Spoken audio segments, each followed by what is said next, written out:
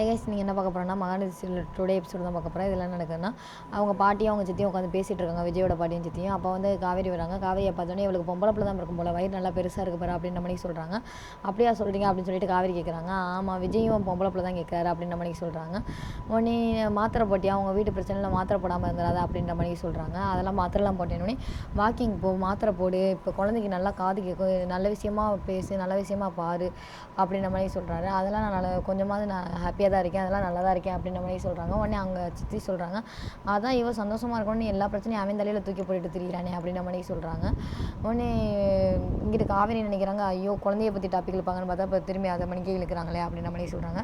இங்கிட்ட அவங்க பாட்டி சொல்கிறாங்க, அவன் படிக்கிறதுக்காண்டி அங்கே போகணுன்னு சொல்லிட்டு அவங்க தாத்தா கேட்டார், என்னால் பிரிஞ்சு இருக்க முடியாதுன்னு சொல்லிட்டு அவன் வாழ்க்கைக்காண்டி அதையும் நான் பண்ணேன், இதையும் நான் பண்ணேன்னு சொல்லிட்டு ஊருக்கு அனுப்பி ஃபாரின் அனுப்பி படிக்க வச்சேன். ஆனால் கடைசியில் இப்போ உன் முடி பின்னாடியே தான் தெரியிறான் அப்படின்ற மாதிரி சொல்கிறாங்க. உடனே நான் என்ன பாட்டி செய்ய அப்படின்ற மாதிரி சொல்கிறாங்க. உடனே இதெல்லாம் நான் பேசினா இங்கிட்டு விஜய் வந்துடுவான் சண்டைக்கு அப்படின்ற மாதிரி சொல்கிறாங்க. உடனே இங்கிட்டு வந்து அவங்க சித்தப்பா வந்துடுறாரு, விஜயோட சித்தப்பா. அது எதுக்கு வரா, நம்ம நியாயத்தை தானே பேசுகிறோம், என்ன இந்த ஒரு குடும்பம் தானா இல்லை இன்னும் 2-3 குடும்பம் கிளம்பி வருமா அப்படின்ற மாதிரி பேசுகிறாரு. உடனே காவேரிக்கு கோவம் வந்துடுது, எங்களுக்கு இந்த ஒரு குடும்பம் இருக்கிறதே எனக்கு தெரியாது, இதில் 2-3 குடும்பம்லாம் வந்துச்சுன்னா அதுவும் எங்களுக்கு தெரியாது அப்படின்ற மாதிரி பேசுகிறா. உடனே அது விஜயோட சித்தப்பா வந்து ரொம்ப நக்கலாக சிரிக்கிறாரு. இதெல்லாம் தெரிஞ்சா பண்ணுறோம் அப்படின்ற மணிக்கு ஆல்ரெடி உங்கள் வீட்டில் 3 பேர் வந்து உட்காந்துருக்காங்க, இதில் இவங்க 3 பேர், மொத்தம் 12 பேர் இருக்கும் அந்த வீட்டில் அப்படின்ற மாதிரி சொல்கிறாங்க. உடனே அவங்க பாட்டியும் அவங்க சித்தியும் உங்கள் வீட்டாளையும் கிளம்ப சொல்ல அவங்களையும் கிளம்ப சொல்ல அப்படின்ற மாதிரி பேசிகிட்டு இருக்காங்க. இங்கிட்டு காவேரிக்கு ஒரு மாதிரி ஆயிடுது. அவங்க சித்தப்பா எடுத்து பேசுவோம், அவங்க சித்தி சொல்கிறாங்க, எவ்வளோ திமுறா பேசுகிறான்னு பார்த்தீங்களா அப்படின்ற மாதிரி சொல்கிறாங்க. இங்கே இதெல்லாம் விஜய் வந்து கீழே இறங்கி நின்று பார்த்துட்டு தான் இருக்காங்க.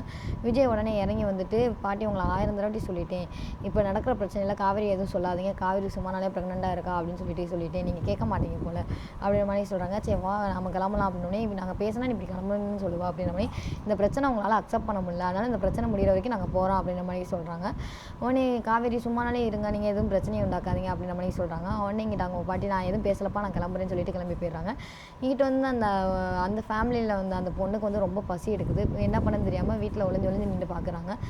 பார்க்குற நேரத்தில் யாருமே இல்லை. அதுக்கப்புறம் கிச்சனுக்குள்ளே போய் அவங்களே சாப்பாடு போட்டு சாம்பார் ஊற்றி சாப்பிட்டுட்டு இருக்காங்க. அந்த நேரம் விஜயோட சித்தி வந்துடுறாங்க, வந்து நின்று அவங்கள பார்த்துட்ருக்காங்க.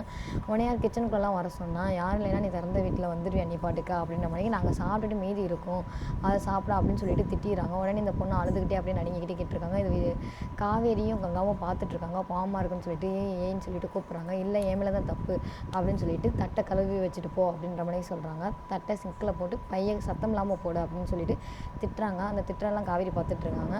உடனே சாரி அப்படின்னு சொல்லிட்டு காவேரி சொல்ல வராங்க. அந்த பொண்ணு அதை கேட்காம வெறும் ஓடிடுறாங்க.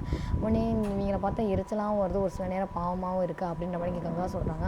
ஆமாக்கா, நம்ம தான் இவங்க வீட்டில் இருக்கிறது பிடிக்கலனாலும் பரவாயில்ல, நம்ம தான் இருக்க வச்சோம், ஆனால் கடைசியில் சாப்பிட்டாங்களா என்னன்னு கூட நான் பார்க்கல அப்படின்ற மாதிரி சொல்கிறாங்க. அதுக்கப்புறம் நான் சாப்பாடு கொடுக்குறேங்கன்னே, தேவையில்லாத வேலை பார்க்காத, அம்மாவுக்கு தெரிஞ்சால் திட்ட போதுன்னு, இல்லைக்கா அது தப்பு, நம்ம இருக்க வச்சுட்டு நம்ம தான் பார்த்துக்கணும் அப்படின்ற மாதிரி சொல்கிறாங்க. உடனே ஒரு கெரியரில் வந்து சாப்பாடை அடைச்சிட்டு இந்த பொண்ணை காணான்னு சொல்லிட்டு காவேரி தேடிட்டு இருக்காங்க. கங்கா வந்து யாரடி தேடுறானே, அந்த பொண்ணை தான் தேடுறேன், சிந்துவை தான் தேடுறேன், இன்னும் காணான்ட்டு.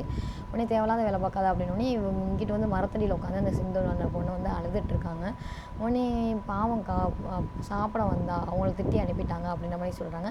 2 பேர் வெளியே வந்து எட்டி பார்க்கும்போது அந்த பொண்ணு வந்து வெளியே நின்று அழுதுட்ருக்கா. உடனே காவேரியும் கங்காவும் வந்து இந்த சாப்பாடு போய் சாப்பிடு அப்படின்ற மாதிரி சொல்கிறாங்க. இல்லை எனக்கு வேணாம் அப்படின்ற மாதிரி சொல்கிறாங்க.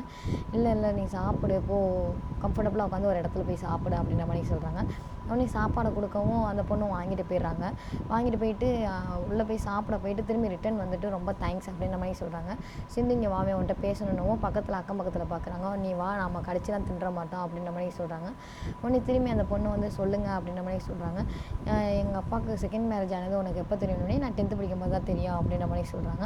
உங்கள் அம்மாவுக்கு அப்போ தெரியாமல் தான் கல்யாணம் பண்ணாங்களா அப்படின்னோடனே, ஆமாம் எங்கள் மாமாட்ட போய் சொல்லி தான் கல்யாணம் பண்ணியிருக்காரு, அதுவே எங்கள் அம்மாவுக்கு நான் பிறந்தக்கப்புறம் தான் தெரியுமா அப்படின்ற மாதிரி சொல்கிறாங்க. என்ன சொல்கிறேன்னு சொல்லிட்டு, அப்போ நீங்கள் இந்த ஊருக்குலாம் வர மாட்டீங்களா, தேனி சைட்லாம் வர மாட்டீங்களான்னு, அதெல்லாம் வருவோமே, அப்பா உங்கள் ஊருக்கு வரும்போது அதெல்லாம் வருவோம் அப்படின்ற மாதிரி சொல்கிறாங்க. அப்பாவுக்கும் அம்மாவுக்கும் சண்டை வந்ததுக்கப்புறம் தான் தெரியும் அப்படின்னே, என்ன சண்டை வந்துச்சுன்னு, ஒரு தடவை கால் வந்துச்சுன்னு சொல்லிட்டு 2 வாரம் வராமல் இருந்தார், அப்போ தான் தெரியும்னே. ஆமாம் இப்போ தான் அது தெரியுது அப்படின்னே, இந்த தேனி சைடில் வரும்போது எங்களையும் கூட்டிகிட்டு வருவார் அப்படின்னவும் காவேரியும் கங்காவும் அப்படியே திகச்சு பார்க்குறாங்க. அதோட இந்த எபிசோடு முடிஞ்சிருக்கு. இந்த மாதிரி இன்ட்ரெஸ்டான வீடியோ பார்க்குறதுக்கு மறக்காமல் நம்ம சேனலை சப்ஸ்கிரைப் பண்ணிக்கோங்க. அடுத்தடுத்து இன்ட்ரெஸ்டான வீடியோ வரப்போகுது. இதுக்கு பின்னாடி பசுபதி தான் இருக்கானா அப்படின்றத அடுத்த வீடியோவில் நம்ம பார்த்து தெரிஞ்சுக்கலாம். ஓகே பை, நெக்ஸ்ட் வீடியோவில் பார்ப்போம். அவங்க அந்த வீட்டை விட்டு கிளம்புறாங்களா இல்லையா அப்படின்றத நம்ம நெக்ஸ்ட் வீடியோவில் தான் பார்ப்போம்.